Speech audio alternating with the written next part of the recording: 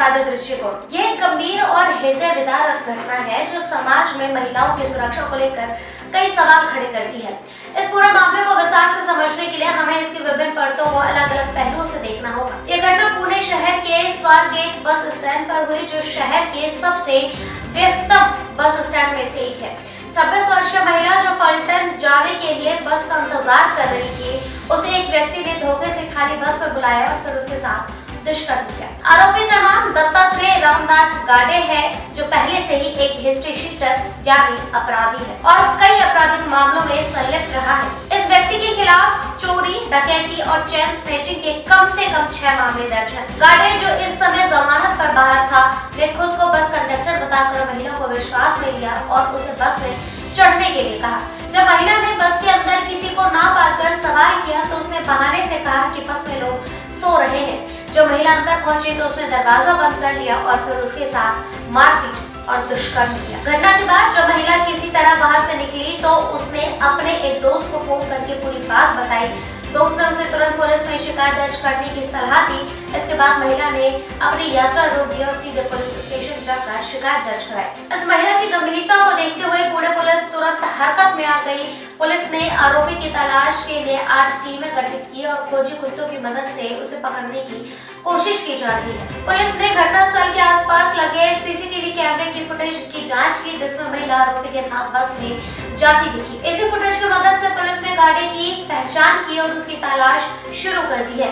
Police उपायुक्त ने इस मामले की जानकारी देते हुए बताया कि इस घटना के समय बस स्टैंड पर कई लोग और कई बसें मौजूद थी, लेकिन फिर भी यह अपराध हो गया, जो सुरक्षा व्यवस्था पर बड़ा सवाल उठाता है। पुलिस ने यह भी बताया कि आरोपी पुणे और आसपास के इलाकों में कई अन्य आपराधिक मामलों में शामिल रहा है। उसके खिलाफ पुणे जिले के शिकारपुर और शिरूर पुलिस स्टेशन में मामले भी दर्ज हैं। साथ ही वो अहिल्यानगर जिले में भी आरोपों का सामना कर रहा है। गाडे को 2019 में डकैती के एक मामले में गिरफ्तार किया गया था, लेकिन वो अब जमानत पर बाहर आ गया था। पिछले साल भी उसके खिलाफ चोरी का मामला दर्ज किया गया था, लेकिन उसके बावजूद वो खुलेआम घूम रहा था। अब पुलिस ने उसके परिवार और करीबियों से पूछताछ शुरू कर दी है। खासतौर पर उसकी गतिविधियों को पता लगाने के लिए उसके भाई से पूछताछ की गई है। ये घटना सिर्फ एक महिला के साथ हुए अपराध तक सीमित नहीं है, बल्कि यह एक व्यापक सामाजिक समस्या को दर्शाती है।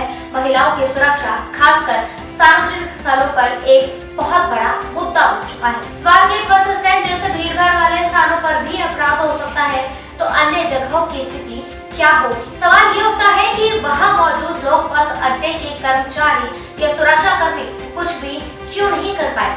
इस तरह की घटनाओं से महिलाओं के मन में डर और असुरक्षा की भावना घर कर जाती है। वो अकेले सफर करने या सार्वजनिक स्थलों पर जाने से घबराने लगती है। पुलिस और प्रशासन को इस तरह के मामलों को रोकने के लिए सख्त कदम उठाने की जरूरत है। सीसीटीवी कैमरे की निगरानी बढ़ाई जाए, बस स्टैंड और अन्य सार्वजनिक स्थलों पर सुरक्षा बलों की तैनाती की जाए, जमानत पर छूटे अपराधियों पर कड़ी निगरानी रखी जाए, महिलाओं को आत्मरक्षा के लिए ट्रेनिंग और जागरूकता कार्यक्रम दिए जाए। दत्तात्रेय रामदास गाडे जैसे अपराधी जो पहले से ही कई मामलों में संलिप्त है, उनके खिलाफ कड़ी से कड़ी कार्रवाई होनी चाहिए। फास्ट ट्रैक कोर्ट से मुकदमा चलाया जाए ताकि जल्द से जल्द न्याय मिल सके, उसे अधिकतम सजा दी जाए ताकि भविष्य में कोई इस तरह की घटना करने की हिम्मत न कर सके। उसकी जमानत रद्द होनी चाहिए ताकि वो फिर से किसी अपराध को अंजाम न दे सके। पुलिस को अपराधियों की जमानत याचिकाओं का सख्ती से विरोध करना चाहिए ताकि वो आसानी से बाहर न आ सके। इस घटना से ये साफ है कि हमारी न्याय प्रणाली में कई खामियां हैं जिनका फायदा अपराधी उठाते हैं। गंभीर अपराध करने वाले लोग जमानत पर बाहर आ जाते हैं, उन पर कोई सख्त निगरानी नहीं होती, वो अपराध करके भी कानून से बच निकलते हैं। जब एक अपराधी को पता होता है कि उसे कड़ी सजा नहीं मिलेगी तो उसका दुस्साहस बढ़ जाता है। वो एक के बाद एक ऐसा अपराध करता जाता है और कानून का डर उसके मन में निकल जाता है। इसलिए न्याय व्यवस्था को मजबूत करने की जरूरत है ताकि अपराधी को तुरंत और कड़ी सजा मिल सके।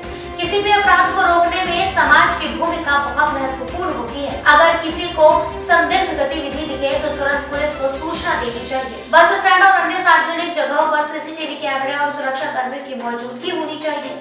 महिलाओं को आत्मरक्षा के लिए प्रशिक्षित किया जाना चाहिए ताकि वो अपनी सुरक्षा खुद कर सके। सरकार और प्रशासन को भी ऐसे ऐसी घटनाओं को रोकने के लिए कड़े कदम उठाने चाहिए। महिलाओं की सुरक्षा को प्राथमिकता दी जानी चाहिए। अपराधियों के लिए सख्त सजा की व्यवस्था होनी चाहिए।